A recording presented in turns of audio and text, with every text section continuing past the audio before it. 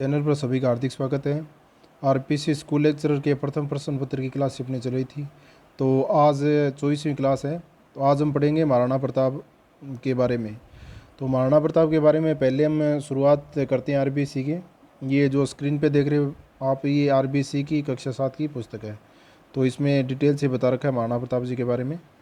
तो पहले इससे शुरू करते हैं। तो इसमें वीर शिरोमणि महाराणा प्रताप का जन्म 9 मई 1540 को ज्येष्ठ शुक्ल तृतीया और विक्रम संवत 1597 को हुआ था। और कहाँ हुआ था? कुंभलगढ़ में, कुंभलगढ़ की बादल महल की जूनी कचहरी में। इनके पिता का नाम महाराणा उदय सिंह था और माता का नाम जयवंता बाई सोनगरा था। महाराणा उदय सिंह की 28 फरवरी 1572 को मृत्यु हो गई थी और उसी दिन महाराणा प्रताप की 32 वर्ष की आयु में गोगुंदा में राज्यारोहण हुआ था। तो महाराणा प्रताप जी का 2 बार राज्याभिषेक हुआ था, एक गोगुंदा में, एक कुंभलगढ़ में। यह शासन महाराणा प्रताप के लिए कांटों का मुकुट था, क्योंकि इनके भाई थे और प्रतिद्वंदी थे। किंतु स्वतंत्रता प्रेमी महाराणा प्रताप ने यह सहर्ष स्वीकार किया। वे तनिक भी विचलित नहीं हुए। महाराणा प्रताप ने कुंभलगढ़ और गोगुंदा को केंद्र बनाकर समस्त मेवाड़ राज्य को स्वतंत्र कराने का दृढ़ प्रतिज्ञा की।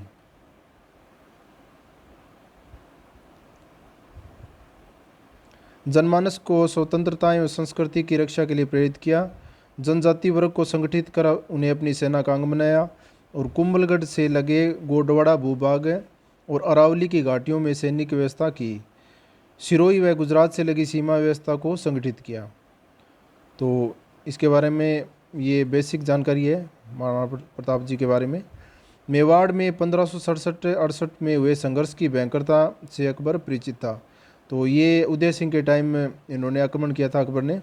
तो इसमें काफ़ी नरसंहार किए थे उन्होंने, लगभग 30-35 हज़ार के करीब हत्याएँ की थी। तो इसी दौरान जयमल फतह, वो आपने पढ़ाई होगा, तो इसी दौरान हुआ था ये, जिसमें साका भी हुआ था। अतः शांति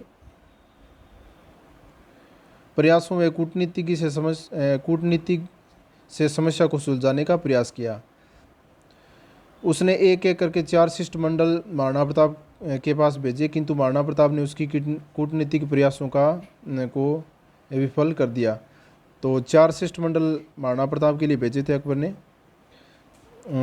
एक था 1572 को और बाकी 3 थे 1573 को। तो पहला वाला जलाल खां कुर्जी, दूसरा मान सिंह, तीसरा अपने भगवतदास हो गया और चौथा हो गया टोडरमल। तो ऐसे करके इसकी ट्रिक है जमा भट्टो। तो इससे हो जाएगा, जैसे जलाल खां कुर्ची, माँ से मान सिंह, वैसे भगवनदास और टै से टोडरमल। तो ये 4 शिष्टमंडल भेजे थे अकबर ने। हल्दीघाटी का युद्ध। प्रताप को अनुभव हो गया था कि युद्ध अब जरूरी है, तब प्रताप ने युद्ध की तैयारी प्रारंभ कर दी।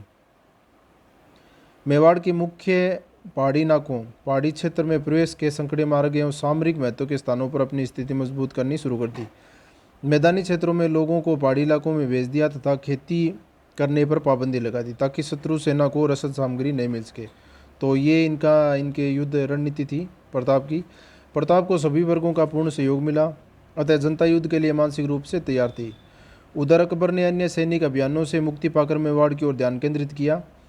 उसने मानसिंह को प्रधान सेना नायक बनाकर प्रताप के विरुद्ध भेजा, जो लगभग 5000 सैनिकों के साथ आया। तो पहला अभियान मानसिंह की थ्रू आया था। 18 जून 1576 को प्रातः हल्दीघाटी के मैदान में युद्ध शुरू हुआ। महाराणा प्रताप ने युद्ध की शुरुआत की। इसके साथ ही रावत किशन दास, भीम सिंह डोडिया, रामदास मेड़तिया, रामसा तंवर, जाला बिद्दा, मान सिंह सोनगरा आदि थे। तो इसमें ये जो बता रखे हैं नाम, इनमें किशन सिंह, भीम सिंह डोडिया, रामदास मेड़तिया, रामसा तंवर, जाला बिद्दा और मान सिंह सोनगरा। तो इसमें जो राज चिन्ह धारण किया था ये जाला बिद्दा थे, सादड़ी के। और बाकी इनमें क्रम पूछ लेते हैं। एक चंदावल था, यानी कि युद्ध की मान लो जो अग्रिम पंक्ति थी वो तो थी रावल जो आगे की पंक्ति थी, उसके बाद मध्य भाग में, और इसके बाद लास्ट में जो पंक्ति आती है वो चंदावल की, यानी चंदा मामा दूर के ऐसे करके याद हो जाएगा। तो लास्ट वाली पंक्ति चंदावल की, आगे वाली अरावल की। तो कई बार ऐसे पूछ लेते हैं क्वेश्चन, अरावल में कौन कौन से थे और चंदावल में कौन कौन से थे, तो उनके नाम याद रखने पड़ेंगे हमें। तो प्रताप के चंदावल दस्ते में पुरोहित गोपीनाथ, जयमल मेहता, चारण जैसा आदि तथा मध्य भाग में बाई और भामाशाह व अन्य सैनिक थे। अब ये चंदावल दस्ते में पुरोहित गोपीनाथ हो गए, जयमल मेहता हो गए, चारण जैसा हो गए, ये हो गए चंदावल दस्ते में यानी पीछे की तरफ। और मध्य भाग में बाई और भामाशाह व अन्य सैनिक थे। चंदावल में ही घाटी के मुहानों पर राणा पुंजा के नेतृत्व में भील लोग तीर कमान के साथ मौजूद थे। अरावल दस्ते में चूड़ावतों के साथ अग्रिम पंक्ति में हकीम का सूर भी थे। तो हकीम का सूर ये सेनापति थे प्रताप के। मुगल सेना पर सर्वप्रथम आक्रमण इन्होंने किया, जिससे मुगल सेना पूर्ण रूप से अस्त व्यस्त हो गई। रही कसर प्रताप के आक्रमण ने पूरी कर दी। मुगल इतिहासकार बदायूंनी स्वीकार करता है कि मेवाड़ी सेना के आक्रमण का वेग इतना तीव्र था कि मुगल सैनिकों ने बनास के दूसरे किनारे से 5-6 कोस तक लगभग 10-15 किलोमीटर भागकर अपनी जान बचाई। तो पहले पलड़ा भारी रहा था प्रताप का।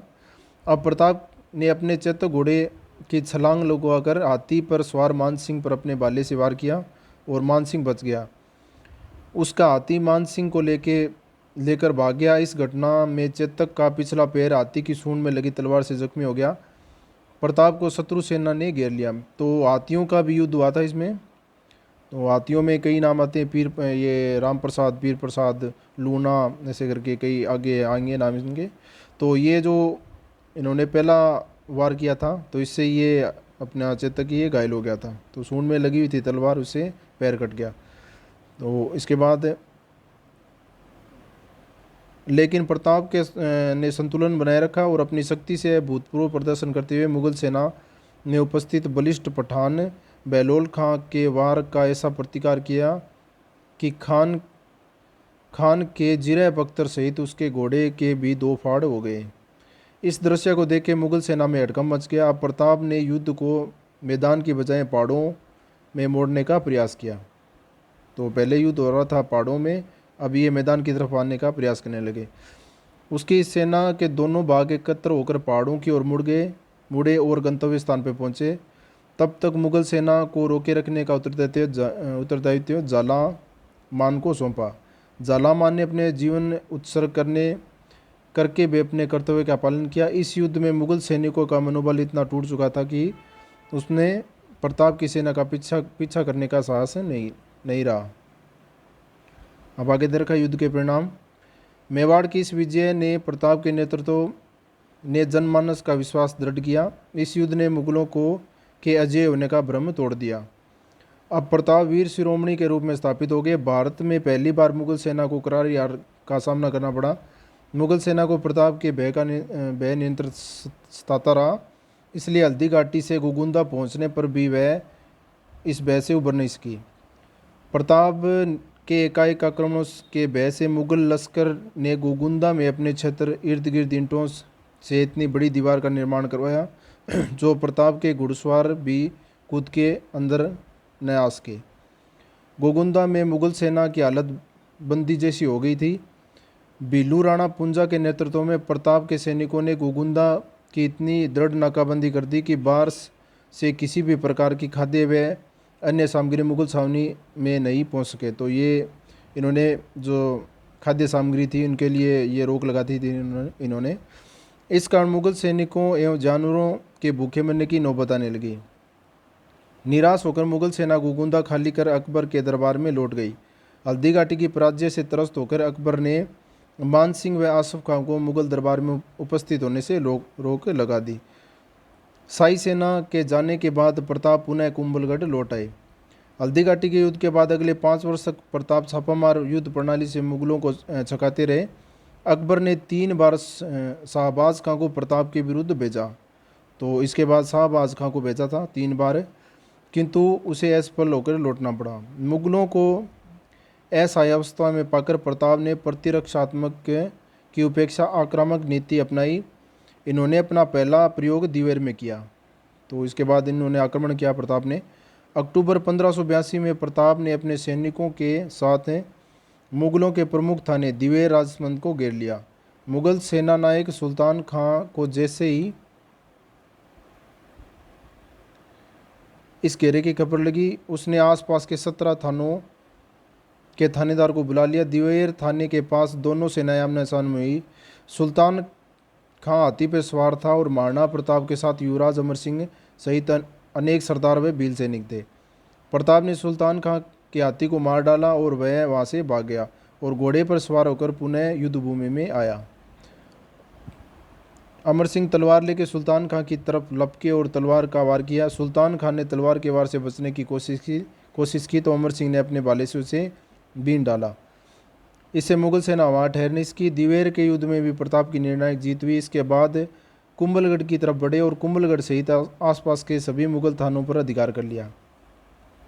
अगले 2 वर्षों तक अकबर ने मेवाड़ के सैनिक अभियान जारी रखे, किंतु उनमें असफलता के कारण सन 1584 के पश्चात अकबर का प्रताप के विरुद्ध सेना भेजने का साहस नहीं रहा। अतः प्रताप ने चावंड को अपनी राजधानी बनाया और आक्रामक नीति अपना के एक एक करके अपने पिता के काल में अकबर के हाथों गए स्थानों को पुनः विजित कर लिया। तो इसके बाद उन्होंने चावंड को राजधानी बनाया। 1585 में बनाया था इसको। और 19 जनवरी 1597 को 57 वर्ष की अवस्था में चावंड में स्वाधीनता से इस महान पुजारी ने अंतिम सांस ली। तो 19 जनवरी 1597 को इनकी मृत्यु हुई थी। ये धनुष पे प्रत्यंचा चढ़ा रहे थे, उसी दौरान ये घायल हो गए थे। चावंड में आज भी महाराणा प्रताप के महलों और भामाशाह की हवेलियों के खंडर देखे जा सकते हैं। चावंड के निकट बारडोली गांव में प्रताप की समाधि बनी हुई है। तो ये 8 खंभों की ये इन्होंने इनकी समाधि बनी हुई है छतरी बारडोली गांव में, तो बारडोली उदयपुर में। और ये चावंड इनकी अंतिम राजधानी थी। प्रताप महान व्यक्तित्व।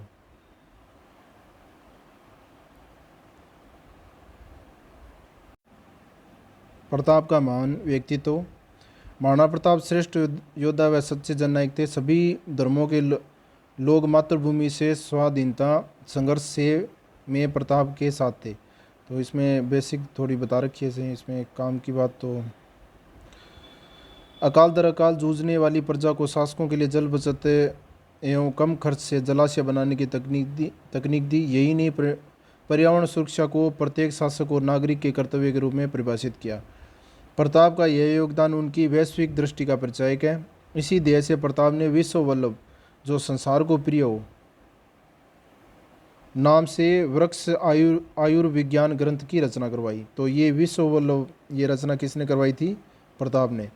सांसारिक जीवन ही सबको अपेक्षित होता है। प्रताप ने इस उद्देश्य से व्यवहार आदर्श जैसा ग्रंथ लिखवाया। तो एक विश्व वल्लभ हो गया, एक व्यवहार आदर्श हो गया। और ये इन्होंने लिखवाए थे, स्वयं में नहीं लिखे थे। विद्वानों और दूरदर्शी लोगों को संरक्षण दिया। इनमें संस्कृत विद्वान पंडित चक्रपाणी मिश्र प्रमुख थे। तो चक्रपाणी ये किनके दरबारी कवि थे? महाराणा प्रताप के।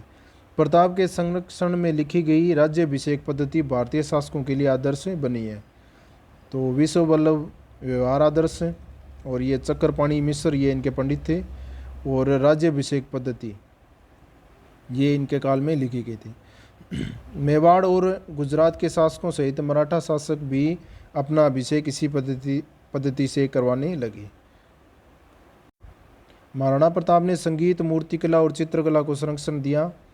अपने दरबार में निसारुद्दीन जैसे चित्रकार से 6 राग और 36 रागनियों का ध्यान चित्र बनवाकर चावंड चित्रशैली को जन्म दिया। तो चावंड चित्रशैली ये इनसे संबंधित है। और इनके दरबार में ये चित्रकार थे निसारुद्दीन, और ये इनमें चित्र में दिखा रखा है चावंड रागमाला का चित्र। तो रागमाला श्रृंखला में ये चित्र अन्य कई क्षेत्रों में चित्रकारों के लिए अनुकरणीय बने हैं। यह कला भारतीय चित्रकला की निधि है। प्रताप ने देश की समृद्धि को बनाए रखने के लिए धातुओं की खदानों की सुरक्षा और उनकी प्रमुखता पर ध्यान दिया। सभी धर्मों का आदर प्रताप के व्यक्तित्व की निराली विशेषता थी। जनजाति के मुखियों ने प्रताप के नेतृत्व पर अपूर्व विश्वास किया। उदयपुर के निकट हरिहर जैसे मंदिर उनके काल में शैव व वैष्णव धर्म की एकता को दर्शाते हैं।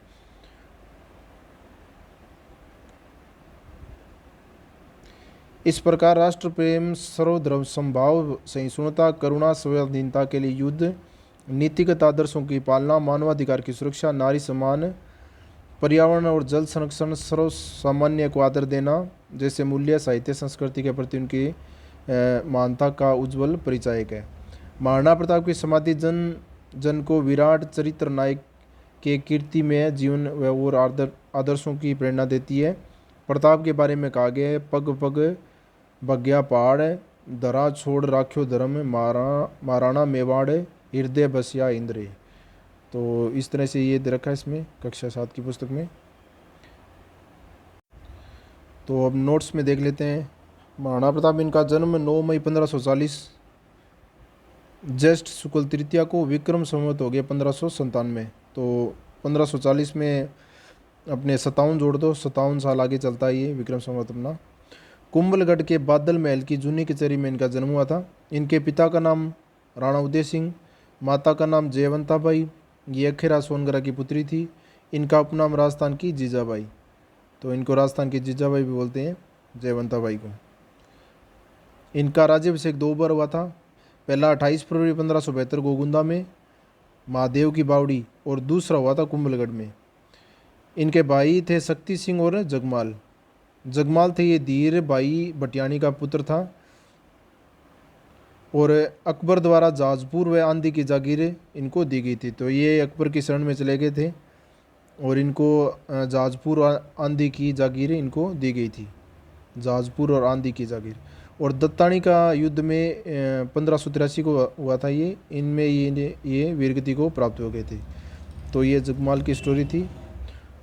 और इनके एक भाई थे शक्ति सिंह, जो बाद में हल्दी घाटी के युद्ध के बाद में इनमें भ्रातृ प्रेम में जागा था। आगे देखते हैं।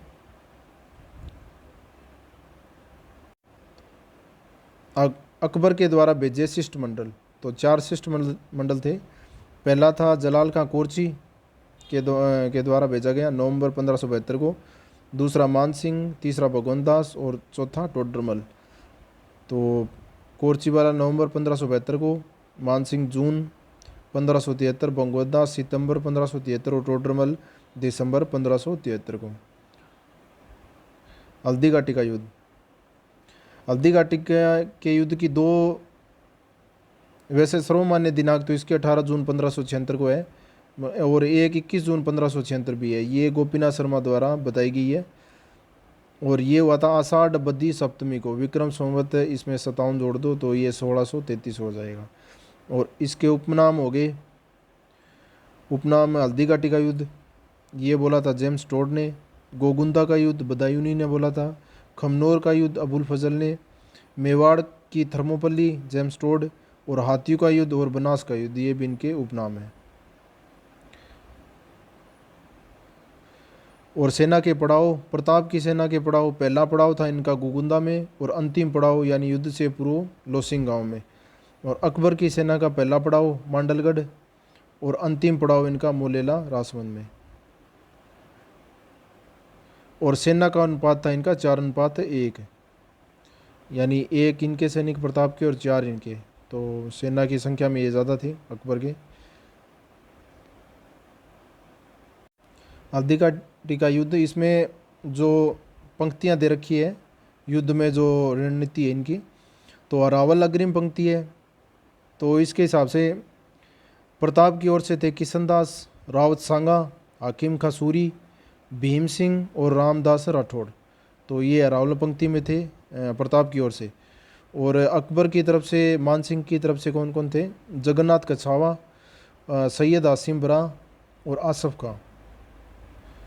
इसके बाद मध्य भाग में महाराणा प्रताप, जाला मन्ना, ये बायां भाग था और ये दायां भाग, यानी दक्षिणी उत्तर ऐसे करके 2 भाग बटे हुए थे। और मान सिंह सोनगरा और जाला पिता। और दाएं भाग में थे राम सिंह ग्वालियर वाले, भवानी, सालीवान, प्रताप सिंह, भामासा, ताराचंद, अनूप सिंह। और मान सिंह की ओर से थे मान सिंह, ख्वाजा मोहम्मद रवि बदख्शी और शिहाबुद्दीन और अली मुराद उज़बेग। ये इतने हो गए मध्य भाग में इनके अकबर की ओर से। और चंदावल जो अंतिम पंक्ति थी, इसमें मेहता रतनचंद्र, पुरोहित गोपीनाथ, राणा पुंजा, जगन्नाथ जैसाचारण, मेहता जयमल, कृष्णदास चूड़ावत। और इस तरफ थे मेहतर खां और माधो सिंह कछवाहा। ये कछवा ये सारी इनकी तरफ है। और ये हल्दी घाटी की तारीख आ गई 18 जून 1576 को। अब हाथी कौन कौन से थे इनके पास? प्रताप के हाथी थे राम प्रसाद, इसको बाद में पीर प्रसाद नाम रखा था अकबर ने जीत के इनको। और लूणा, खांडेराव और चक्रवाप, ये तो प्रताप के हाथी थे। और अकबर के हाथी थे गजमुक्त, हवाई, ये अकबर का हाथी था। और गजराज, रणमादर और मर्दाना ये मानसिंह का हाथी था। चेतक की मृत्यु के बाद शक्ति सिंह द्वारा अपना घोड़ा प्रताप को दिया गया। ये कहाँ लिखा गया है? अमर काव्य वंशावली में या राज प्रशस्ति के आधार पर ये वर्णन मिलता है। और सैनिक केंद्र थे प्रताप के गोगुंदा और मानसिंह के मांडलगढ़, ये इनके सैनिक केंद्र थे। युद्ध से पूर्व पड़ाव, प्रताप का अंतिम पड़ाव था लोसिंगांव और मानसिंह का था मोलेला। परिणाम क्या रहे? प्रताप विजयी रहा चंद्रशेखर की शोध के अनुसार, और अनिर्णायक भी कुछ इतिहासकार इनको बताते हैं। युद्ध के बाद प्रताप के घायल सैनिकों का इलाज हुआ था कोल्यारी गांव में। तो ये वन लाइनर क्वेश्चन के हिसाब से पूछे जा सकते हैं। कोल्यारी गांव में प्रताप के घायल सैनिकों का इलाज हुआ था। हल्दी घाटी के युद्ध के बाद अकबर ने शहबाज खां को 3 बार कुंभलगढ़ अभियान पे भेजा था, 1577, 78 और 79 को। तो इसमें से एक सफल हुआ था 1578 वाला, और 2 ये असफल हुए थे। तो शहबाज खां कितनी बार गया था? 3 बार। और 1580 में शेरपुर गांव में अमर सिंह ने अब्दुल रहीम खाना के परिवार को बंदी बनाया था, और प्रताप ने इसको ससम्मान इनके परिवार को वापस लौटा दिया था। तो ये घटना होगी 1580 की। और 1582 को हो गया दिवेर का युद्ध। दिवेर को बोलते हैं मेवाड़ का मैराथन, प्रताप के गौरव का प्रतीक। और ये हुआ था शेरिया या शेरिमा सुल्तान और अमर सिंह के मध्य, जो प्रताप के पुत्र थे इनके मध्य। तो ये शेरिया था अकबर का चाचा। और दिवेर का हो गया। इसके बाद 1584 को हो गया जगन्नाथ कछवाहा के नेतृत्व में अकबर ने प्रताप के विरुद्ध अपना अंतिम अभियान भेजा था। तो अंतिम अभियान किसके नेतृत्व में भेजा था? जगन्नाथ कछवाहा को। ये एक बार पूछा गया था 1584 को। और 1585 में चावंड को राजधानी बनाया, और ये लगभग 12 वर्ष तक प्रताप के अधीन रही। और 19 जनवरी 1597 को महाराणा प्रताप की मृत्यु हुई थी। और बारडोली उदयपुर जो खेजड़ बांध के किनारे है, यहाँ पे इनकी 8 खंभों की छतरी बनी हुई है। तो ये कंप्लीट हो गया अपने महाराणा प्रताप। और आज की क्लास यहीं तक है, आगे नेक्स्ट करेंगे। वीडियो देखने के लिए बहुत बहुत धन्यवाद।